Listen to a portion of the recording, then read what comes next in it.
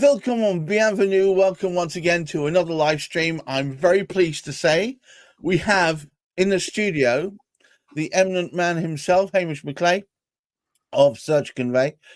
This is another property-driven podcast, mostly focusing on conveyancing.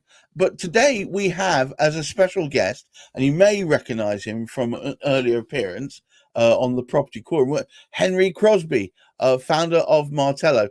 Briefly, Henry, what exactly is Martello? What is it about? So Martello, we supply environmental reports for conveyancers to help them support their clients in identifying potential risks and mitigating against the risk of the environment around a property. So this is all the rage at the moment. Dare I say it, with the ongoing climate crisis, increasing flood risks, increasing fire risk, increasing all sorts of natural potential disasters. And today, the topic, as given by my Lord and Master Hamish, is flood risk. Or what to know from your environmental report regarding flood risk. So I'm afraid I'm going to throw you completely under the bus, Henry, and ask straight off, what is he talking about? Right, yeah. So when you, as a conveyancer, when you receive your environmental report, or as a home buyer as well, so the conveyancer will share that on with the home buyer, you will generally see quite a lot of information around flood risk. So you might see the terms fluvial, tidal, groundwater, talk about flood defences, and you sort of there's a lot of information that comes your way. I did get one of those actually recently, and it just started making my head spin. Yeah, precisely, exactly. So you've got fluvial, tidal, and groundwater. Basically, are just different sorts of flood. They all have different effects on you, and some can be mitigated against in different ways. So that's why it's useful to have them separated onto a report. So it may be that local authorities' flood defence can deal with tidal flood risk, but if you were to have, say, surface water flood, you may be more interested in your own personal mitigation measures, in effect, to get it. So that's why we separate it. We also look at historical flooding as well, because generally the past is a good indicator of the future. Unlike investment, I would say in flooding, the past is a very good indicator of the future. precisely, and I think one thing that's really interesting when it comes to buying a home is there are so many things that you get warned about, especially when you talk to your conveyancer, and there's so many different things that could concern you. Flood risk is one of those that can sort of be quite devastating to a home buyer. So it's not just the matter of okay, your insurance may cover certain issues, but if you have to move out for 8 months whilst someone rebuilds, and you have to uphaul your whole family and this and that, it can be quite a devastating experience. So that's why it's so important to get a grip around understanding what effect the risk can have on your property, I suppose. And a lot of the time, what's really cool about it is about understanding it is you can then work out how to mitigate against it. So it's just because we tell you there's an issue there, that doesn't mean it's an issue that can't be defensed against. And I think that's why it's so important to know, because you might go, oh, actually, I've realised there's quite a valuable way to mitigate against this risk, and therefore I can still proceed with this home, and it doesn't cost a huge amount of money potentially. So right. It's all about education, basically. Hamish, how often does this sort of thing come up? I mean, I'm an ex-city boy, as you know. Flood risk, never really sort of thing. I mean, I lived near the Thames, but we were so high away from it, nobody ever concerned it. Well, this is, I mean, it might seem a strange thing, very, very interesting. One of our sort of earliest clients that we ever had was in Henley upon Thames, wonderful place. And in those days, I used to work in Henley, actually. So, yes. Not the brewery that was converted into flats, not that one. No. I used to work for Perpetual Investments there, which is now Investico, which owns most of Henley, funny enough. There you go. Carry on. Yes. Wow. Well, the thing is, in order to get there, we used to have to travel through this wonderful, wonderful place, which was on a hill. It was fantastic. And it's quite near to some arboretum or something or other. But anyway, it was on the hill. And it astounded me that driving past that, I saw these sandbags outside houses going downhill. and somebody said, "Oh, it's flooded," and I thought, there's absolutely no rivers near the place. What the heck was that doing flooding? It come off I mean, what we've done, we've changed so much in our environment. We've damaged our environment. It's not just the greenhouse gases, although not many of us have greenhouses to let the gas escape out of these days. But there's so much that can impact upon what's going on, and it's just fortunate that we have people around like Henry, for example, who goes into significant sort of depth to find out what risks there are. Who would expect that on a hill? Now, it was strange. It didn't just happen the once, it happened the twice. But our ditches have been filled up, never mind anything else. But there's also this significant change that we've had in terms of the weather.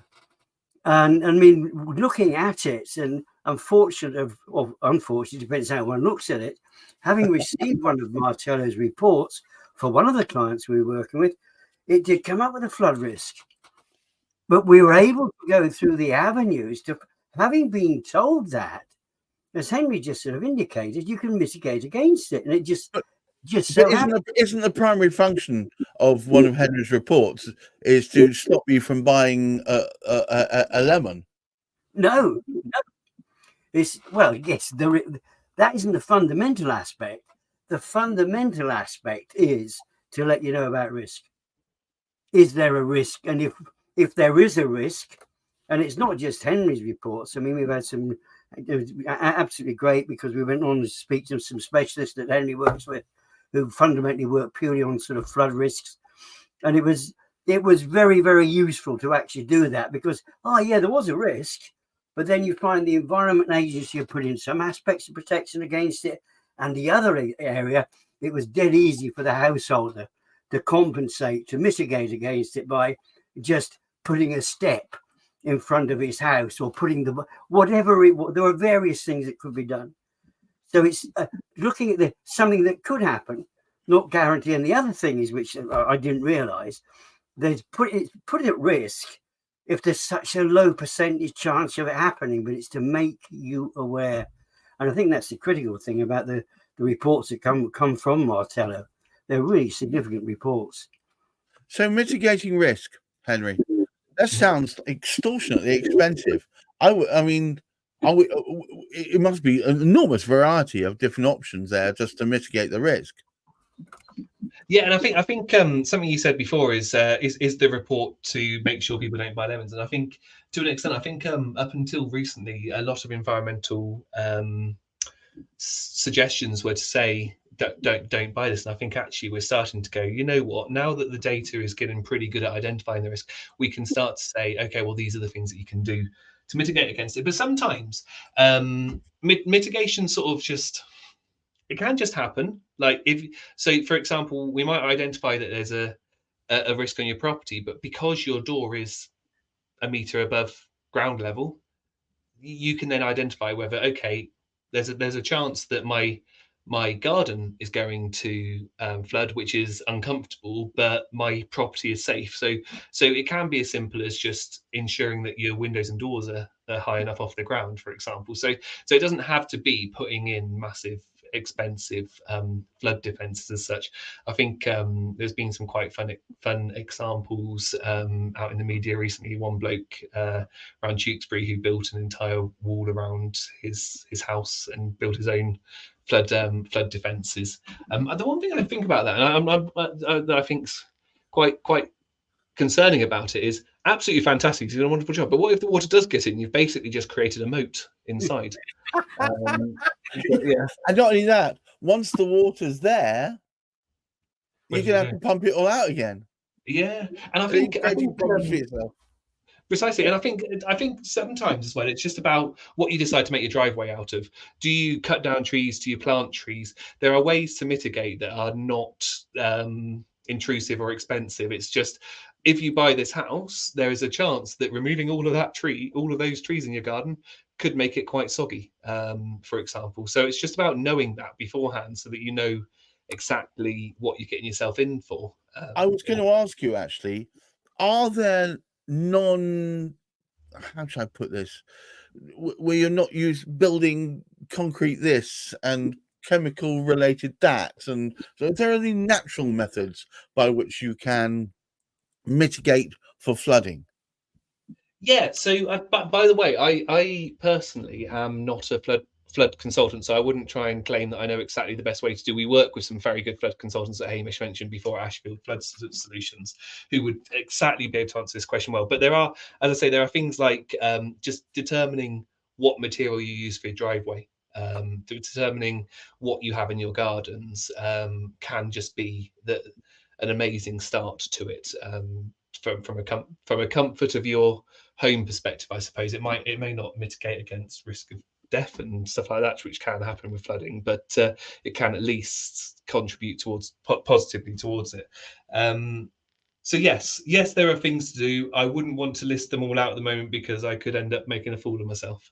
No, not at all. I was more interested to know, actually, have you noticed, I mean, since you built, when did you start Martello? We're 4 years old, but we actually only released to market November last year. Okay, but over 4 years, you've monitored and you've seen, and would you say there's been a ramping up of interest in monitoring these kind of risks over that time? 100%. We I think over the last 4 years we've started hearing about storms more and more in the media. I don't think that's a matter of the media just talking about it. It is a matter of actually these extreme weathers are happening more and more often. The Law Society at the moment are currently working on practice note on climate change, and that the big heavy part of that is flood risk. So we are seeing that people are starting to realize the importance of it. I think I said it on the last podcast that there's different parts of the world, different risks come along. I think in England and Wales specifically, the flood is one of them. It is one of the severe ones that you should consider every single time you purchase a property, because that's the one that's probably got the highest chance of affecting you.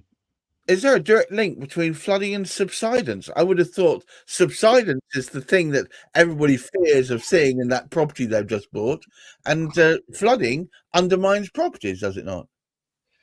Yes. I don't want to try and give a scientific solution that I can't give, but yes, they are related.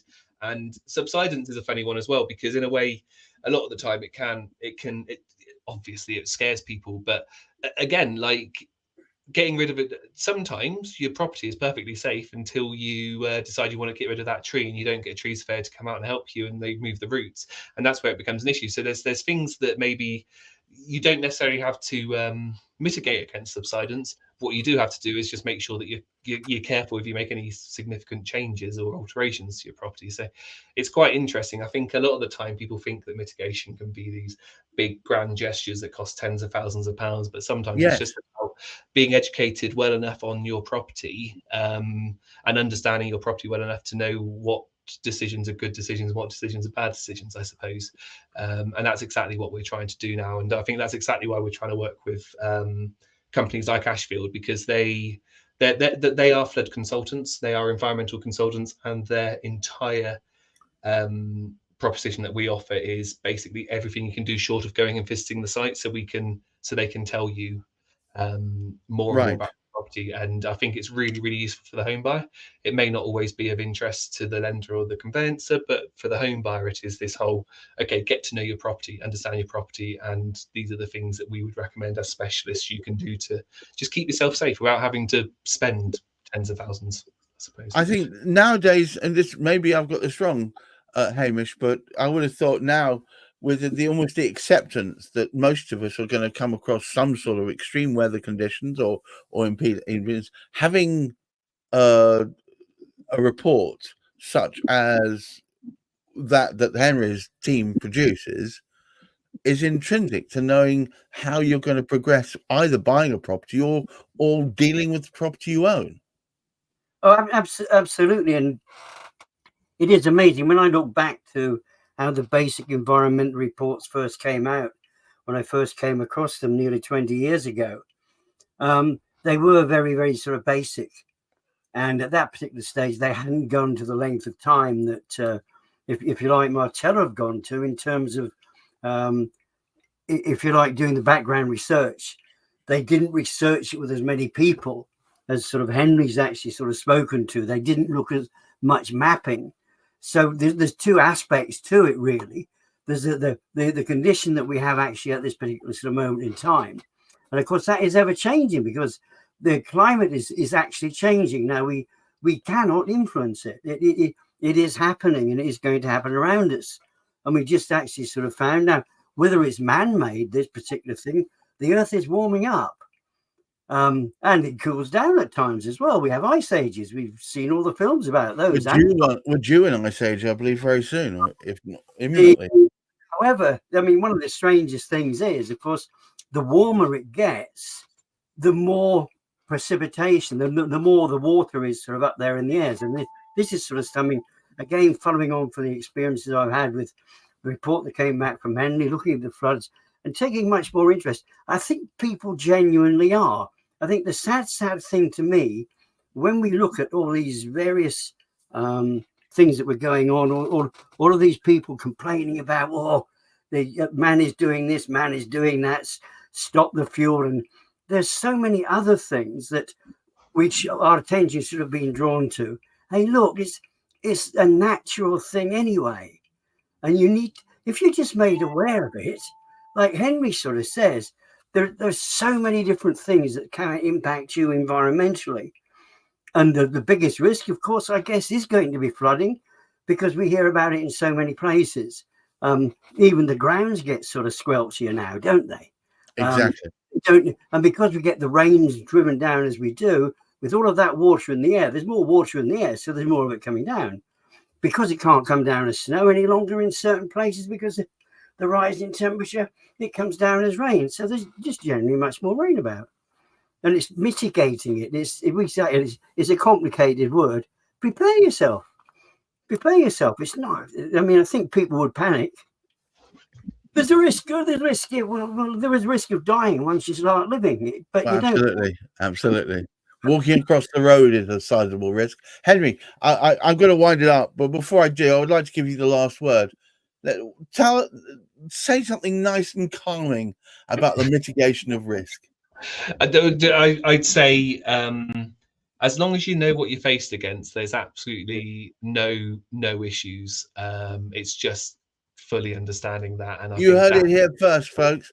As long as you keep your eyes, your peepers open, and you make sure you understand as much about what you're facing before you get headlong into it, then there's no reason why you shouldn't be able to mitigate it. Thank you once again, Henry, for being our special guest today. And of course, Hamish McLay of Search and Convey. We are here every Friday talking about these sort of topics. Oh, don't forget that the Thursday, of course, where we do, shameless plug, we do our at 10 o'clock every Thursday, of course, Property Quorum, where we talk about the ins and outs of stuff that's really infuriating and going on in the property market with at least four experts. I'm not counting myself. Three stalwarts of Hamish McLay, Juliet Babula, and of course Chris of Root Home, and we also have special guests, and I look forward to seeing you then. But until then, thank you very much, one and all, for attending, and I wish you all a safe weekend and, of course, good mental health. Bye-bye now.